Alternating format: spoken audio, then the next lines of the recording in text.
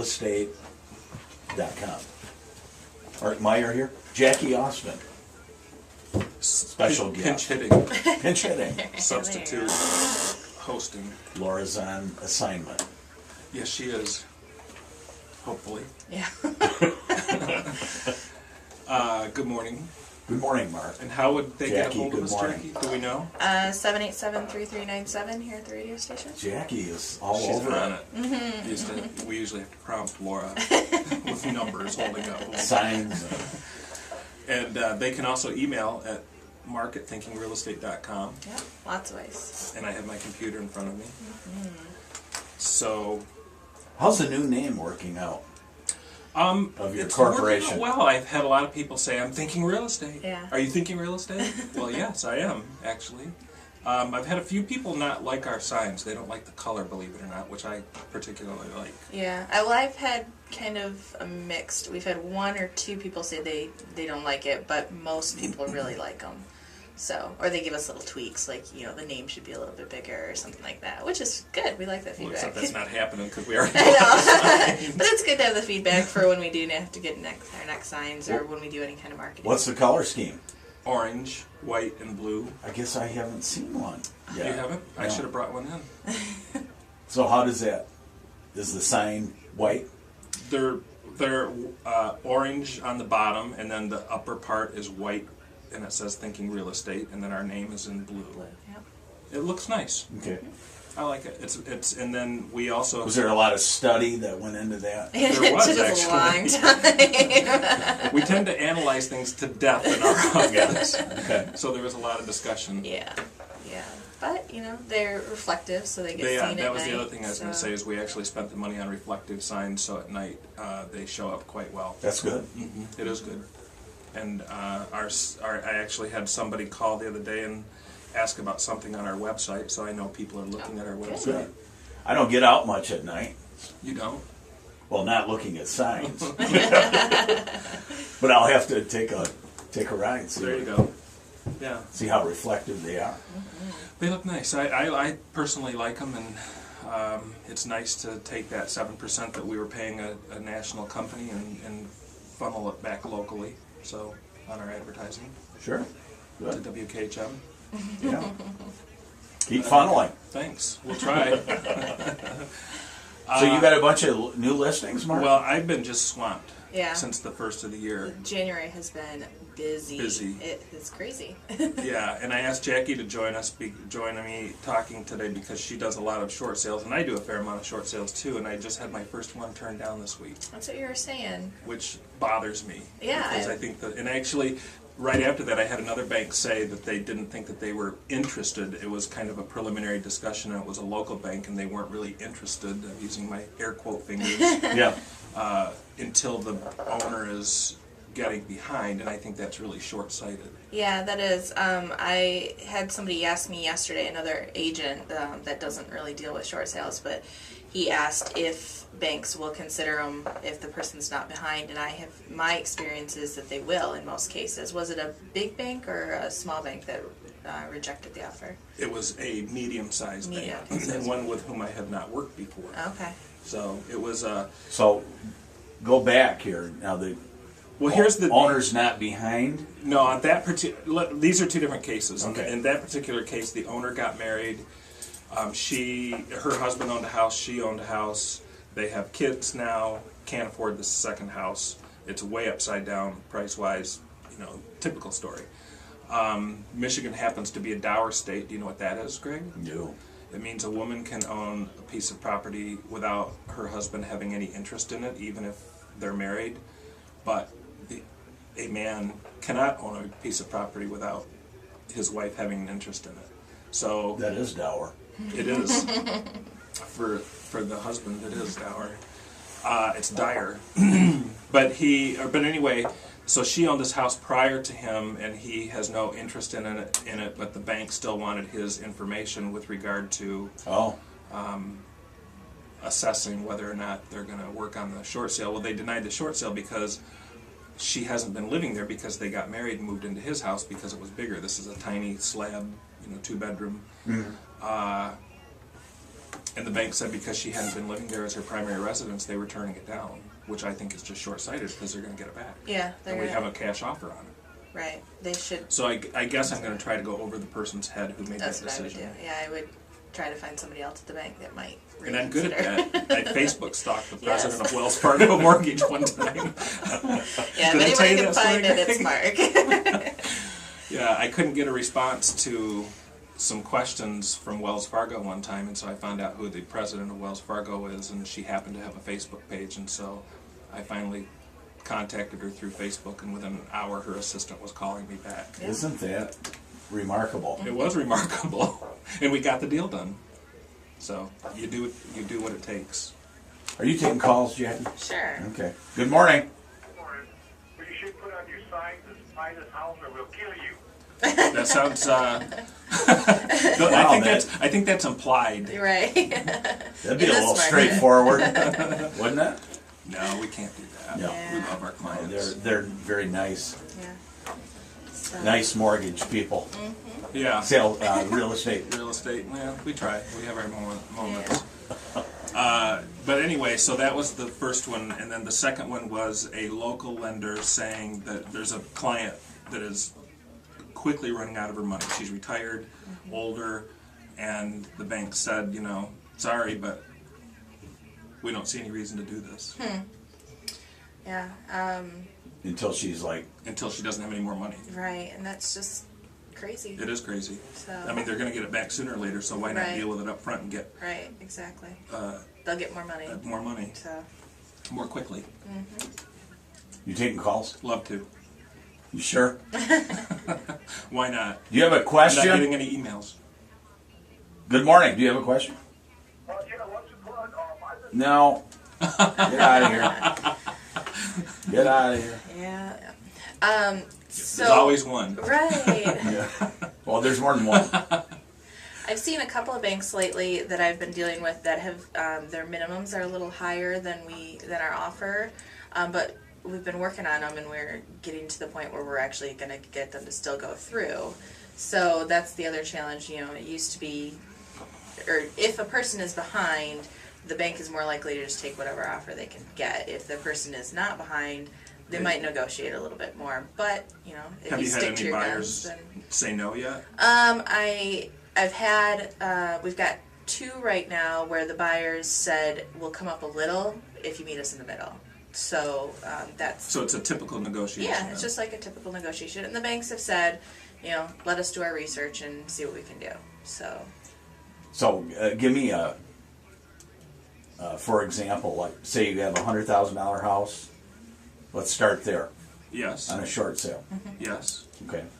You mean $100,000 mortgage? Well, Yeah. the, Yeah. the one that I was just talking about, the small 2-bedroom, I think was purchased for in the 70s, and it comps out in the 20s right now. And so the mortgage, you know, is It was sold at 70, in and it's 2003 or 4. it's been valued in the 20s. Mhm. Wow, Yeah, that's a precipitous drop it is. in value. It's in Leone Township. Okay. Nice little bungalow, decent stuff around it. Just the values have just, you know, hit the floor. yeah. And so, my position is when we list these houses is that we need to price them accordingly. We can't. We've got to be mindful that the bank is going to want to get as much out of them as they can and show that we're trying to do that. But on the other hand, if it's priced too high, it's just not going to get shown. I've got one that when I did the market analysis back last summer, it came back around 80,000. So we put it on the market at 80, and then we have a price reduction schedule where the price comes down on a regular basis until we get an offer and get some activity. Well, at the same time, we started the process with the seller's lender to kind of get a preliminary short sale approved, and they did their price opinion like November or December of last year. And when they came back with theirs, they called me and said, reduce the price right now to 30,000.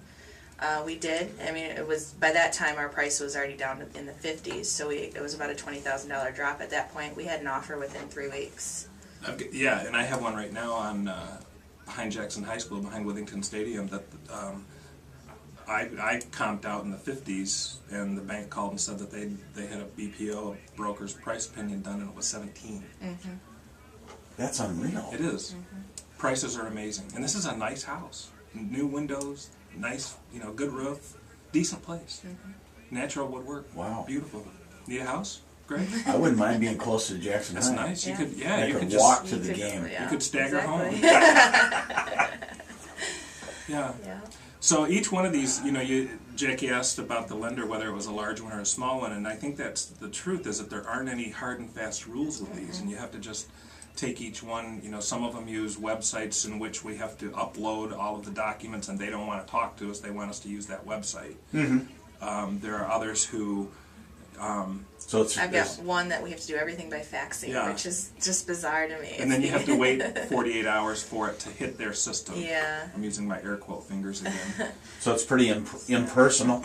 Oh, it's Fair terribly to say? impersonal. Yeah. Although sometimes you Which- can, sometimes they're okay. In some cases, that's okay that it's impersonal because they're looking at it as a business thing, and like these cases where they keep calling us and telling us, your price is overpriced, then that's good because that tells us that we're going to be able to get the buyers a good deal on that and get it sold Get it for sold. them.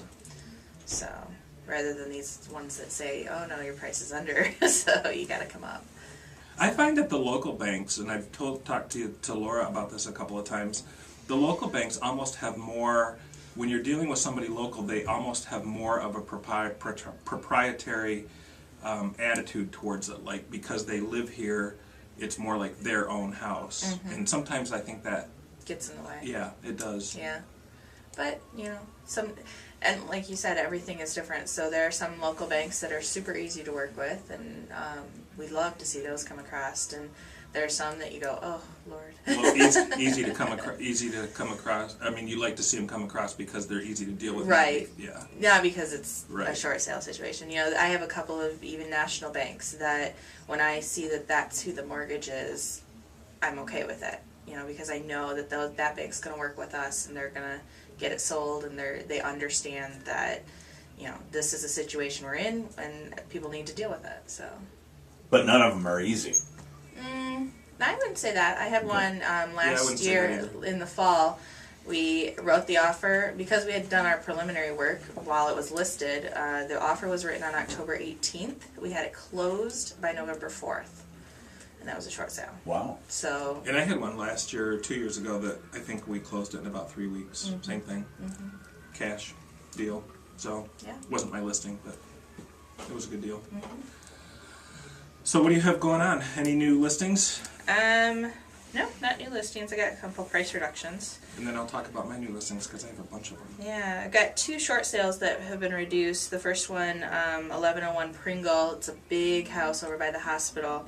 Down to 43,415, and then 409 Garfield. Actually, the price just came down. I think yesterday or the day before, and we got an offer yesterday. So Really? What did it come down to? 19.1. Wow. So we've got a. Who'd have thought? I know it's a huge house. And It's just amazing, isn't it? and then we have one at 3889 Kirkwood, which is not a short sale. It's a traditional sale. So it's in a great neighborhood off of Robinson Road. It's just a 1-story house with a full finished basement, and it's got a living room and a family room. So lots of living space. Came down to 123.9. So that's a really nice house. That's over. Is that by Blooming Christie somewhere? No, it's Yeah, sorta. Well, kind of. Off Robinson Road. It'd be an easy Okay. commute to Westchester.